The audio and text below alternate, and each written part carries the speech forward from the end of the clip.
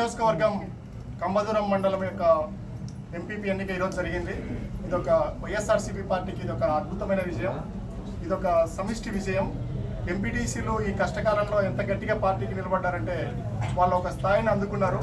వాళ్ళకి ఎన్ని ఇబ్బందులు ఉన్నప్పటికీ, ఎన్ని ప్రలోభాలు అవతల పార్టీ పెట్టినప్పటికీ వాళ్ళు లొంగకుండా ఈరోజు ఎంపీటీసీలు దాదాపు 15 మంది ఉంటే ఒకటి చనిపోయారు. 14 మందిలో 13 మంది వైఎస్ఆర్సీపీ పార్టీకి అండగా నిలబడ్డారు. ఎంపీపీ లక్ష్మీదేవమ్మని ఎన్నుకున్న సందర్భంగా ఈరోజు పార్టీ తరఫున, జగనన్న తరఫున ఎంపీటీసీలకి అందరికీ కూడా నేను కృతజ్ఞతలు తెలియజేస్తున్నాను. అలాగే నియోజకవర్గ స్థాయిలో కష్టపడిన ప్రతి కార్యకర్త, ప్రతి నాయకుడిని కూడా గుర్తుపెట్టుకుంటున్నాం. ఎందుకంటే వాళ్ళ కష్టం చిన్నది కాదు. వీళ్ళందరినీ కూడా కలిపి ఉంచడానికి ఎంతో కష్టపడ్డారు. ఉదయం నుంచి చూస్తున్నాం పరిణామాలని. ఎప్పుడో ఒక 5 నిమిషాలు 10 నిమిషాల్లో కంప్లీట్ అవ్వాల్సిన కార్యక్రమం దాదాపు ఎంతగా టైం పట్టిందనేది తెలుసు. మిగతా రాష్ట్రానికి అన్నిటి కూడా ఇక్కడ ఏం జరిగింది, ఎన్ని రకాల ఇబ్బందులు ఉన్నాయనేది నేను చెప్పదలుచుకోలేదు, ఇంకా అయిపోయింది కాబట్టి.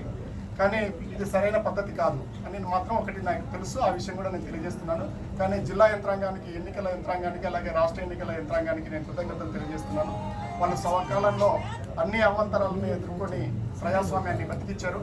ఈ సందర్భంగా జిల్లా ఎన్నికల యంత్రాంగానికి కృతజ్ఞతలు తెలియజేస్తున్నాను.